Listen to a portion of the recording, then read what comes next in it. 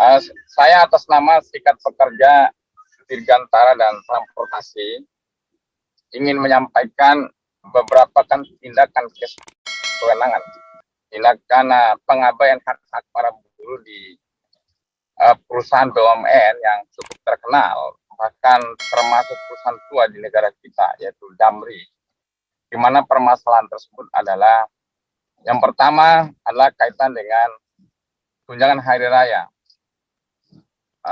Damri sampai dengan hari ini belum melaksanakan perintah hak para pekerja untuk mendapatkan hak tunjangan hari raya, di mana pihak Damri membayarkan tunjangan hari raya yang seharusnya berdasarkan ketentuan peraturan perundangan 1 bulan upah. Ternyata Damri, mulai dari Damri di regional Sumatera, termasuk Pulau Jawa, bahkan di daerah-daerah lain, termasuk di Bali dan sebagainya, bahwa Damri hanya membayarkan pihaknya jauh dari ketentuan perundangan. Bahkan kalau di daerah Jawa, bahkan di Bandung yang menjadi pusat Damri, hanya dibayarkan sekitar Rp700.000. Ini adalah sebuah pelanggaran. Untuk itu kami minta kepada manajemen Damri dan sekaligus meminta kepada pemerintah sebagai pemilik, sebagai penanggung jawab terhadap penyelenggaraan badan usaha milik negara, agar mendorong pihak-pihak direksi memenuhi ketentuan itu. Jangan mengabaikan, jangan menjadikan alasan COVID-19 dengan mengabaikan hak-hak para pekerja BUMN PT Damri. Untuk itu kami minta kepada pemerintah Menteri Tenaga Kerja, paling tidak dirjennya, menegur dan bila perlu memberikan punishment, khususnya pada pemerintah kepada direksi, agar mereka melaksanakan tunjangan hari raya. Bisa jadi pihak direksi telah menyampaikan kepada pemerintah bahwa mereka telah membayarkan tunjangan hari raya mungkin sesuai ketentuan peraturan, tapi nyatanya memang mereka hanya dibayarkan jauh di bawah ketentuan peraturan 1 bulan upah. Bisa jadi ini ada akal-akal pihak direksi yang tidak diketahui oleh pemerintah maupun manajemen BUMN. Kemudian yang kedua, pelanggaran yang kedua yang terjadi di Damri adalah kami minta kepada manajemen, dalam hal ini direksi BUMN, untuk melaksanakan ketentuan peraturan perundangan, di mana hampir seluruh pekerja Damri seluruh Indonesia upahnya adalah jauh di bawah upah minimum.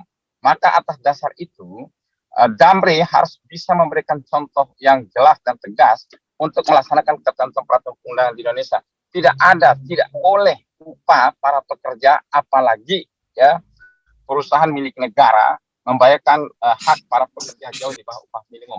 Inilah pelanggaran kedua yang dilakukan oleh Damri sampai dengan saat ini, dan tentunya kami dengan SPDT terus melakukan koordinasi dengan para pekerja yang paling tidak mulai dari Sumatera, Jawa, dan di luar Jawa, agar direksi Damri untuk segera membayarkan upah, mengembalikan upah, tidak boleh membayarkan upah perusahaan BUMN Damri itu di bawah upah minimum. Yang ketiga adalah, yang kami minta adalah, sekali lagi, barangkali manajemen BUMN dan pemerintah tidak tahu ada pengabaian hak-hak para pekerja di Damri, di mana baik di Jawa dan di daerah, bahwa ada perusahaan Damri tidak membayarkan upah para pekerja 5 bahkan 8 bulan. Upah tidak dibayarkan oleh para pekerja, tidak dibayarkan kepada para pekerja sampai dengan saat ini. Sekali lagi, bisa jadi ini akal-akalan direksi yang tidak diketahui oleh manajemen BUMN dan pemerintah. Maka untuk itu pada kesempatan kompresi pers kali ini, kami mohon kepada pemerintah untuk melakukan pengawasan terhadap manajemen pelaksanaan Damri, pengelolaan BUMN Damri, di mana para pekerjanya tidak dibayarkan 5 sampai 8 bulan. 8 bulan tidak dibayarkan upahnya. Bayangkan saja, di tengah kondisi Indonesia yang tidak pasti, daya beli jatuh, para pekerja Damri dipaksa tetap bekerja dengan hak-hak yang tidak dibayarkan utuh oleh para penyelenggara BUMN Damri ini. Itu yang hal yang ketiga yang ingin kami sampaikan dalam konferensi per hari ini. Yang keempat adalah di Damri terjadi union busting, ada terjadi pelarangan anti serikat buruh itu dibuktikan ada ketua Federasi Damri sebelumnya di Bandung, bagaimana tidak ya, ada tindakan-tindakan kesenangan oleh karena ketidaksukaan direksi Damri terhadap para pekerja yang bersangkutan terus memperjuangkan ya hak-hak para pekerja Damri. Itu yang terjadi adalah ketika mereka melaksanakan ketentuan perundangan, di mana ketika Ketua Serikat Pekerja Damri sedang melakukan tripartit ya tentang sesuatu hal di PT Damri di Bandung, maka di saat yang bersamaan manajemen PT Damri ketika yang bersangkutan sedang melakukan tripartit, kalau tidak salah tahun 2016 2015 di 2016 2017, di saat yang bersamaan manajemen Damri melakukan mutasi yang bersangkutan itu ke Papua ya, ke Papua. Ini bayangkan saja, ini adalah sebuah tindakan, ada union busting ya, ketidaksukaan ya, ada penyelarangan para aktivis buruh di perusahaan Damri untuk melaksanakan hak-hak ketentuan Undang-Undang 21 tahun 2000 ya, dan juga ketentuan bahwa mereka sudah diakui keberadaan baik melalui konvensi ILO maupun tadi ketentuan peraturan perundangan di negara kita.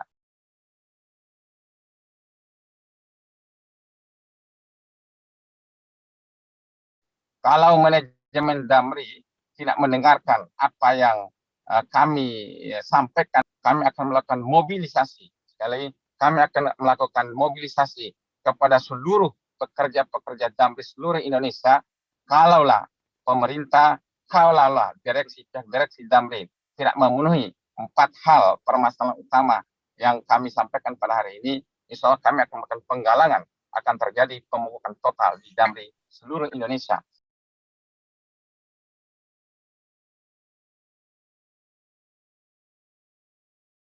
Ya, yang tidak dibayarkan itu yang jauh di bawah ketentuan 1 bulan upah itu ya nggak usah jauh-jauh, justru di Bandung, di Jawa Barat, bahkan di khususnya di daerah Jawa dan di luar Jawa seluruhnya mereka tidak dibayarkan sesuai dengan ketentuan.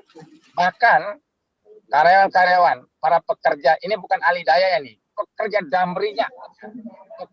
Damrinya bahkan hanya dibayarkan 700.000. Ya. Ini tuh terjadi hampir seluruh Damri seluruh Indonesia. Beberapa pekerjaan telah menyampaikan kepada saya mereka hanya dibayarkan sekitar 700.000 rupiah. Ya. Padahal kita bisa lihatlah berapa upah minimum saja kan jauh di atas itu. Ya. Ini manajemen Damri itu melakukan pengabaian ya, melakukan tindakan-tindakan kesenangan terhadap para pekerja ya, bahwa di mana upah para pekerja PT Damri bukan ahli dayanya. Tentunya kalau ahli daya jauh di bawah itu lagi biasanya. Kalau induknya saja sudah melakukan pembayaran upah di bawah upah minimum, tentu perusahaan ahli daya subkon PT Damri itu jauh akan membayarkan di bawah itu. Kalau nominalnya saya tidak menanyakan ya, karena banyak sekali, karena masing-masing wilayah di Indonesia ini kan upah minimum kan beda-beda ya, itu kira-kira. Tapi secara overall bahwa memang para pekerja Damri dibayarkan jauh di bawah upah minimum.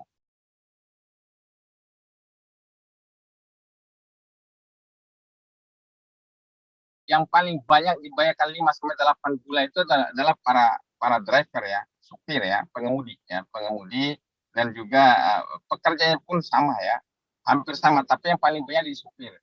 Bisa jadi ya manajemen Damri mendasari kebijakan ini oleh karena mengambil kesempatan dan kesempitan dengan alasan COVID-19 ya, dampak COVID-19. Padahal ini kan BUMN. BUMN itu orientasinya bukan profit oriented ya, tapi lebih kepada adalah kepuasan publik ya, public service sebenarnya. Ini yang harus kita kritisi karena memang pada dasarnya Damri itu bukan semata ruh dan spirit awal itu bukannya semata mencari keuntungan, tetapi jauh lebih dari itu. Di mana tugas utama adalah memberikan kepuasan, memberikan pelayanan public service kepada masyarakat Indonesia yang memerlukan transportasi. Saya kira demikian.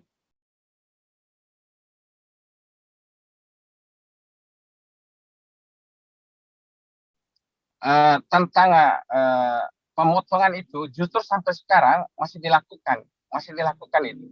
masih dilakukan, dan sulit bagi teman-teman Jambi itu melakukan perundingan dengan manajemen karena pemimpin serikat buruhnya saja dipindahkan di Papua. Ya, itu yang saya sampaikan tadi. Ada terjadi union busting, ya, tindakan kesewenangan, ya, pemberdayaan serikat buruh sebenarnya di Jambi ini. Ini yang publik yang harus diketahui. Maka insya Allah atas nama serikat pekerja di Dirgantara dan Transportasi akan melakukan pembelaan terhadap hak para pekerja Jambi.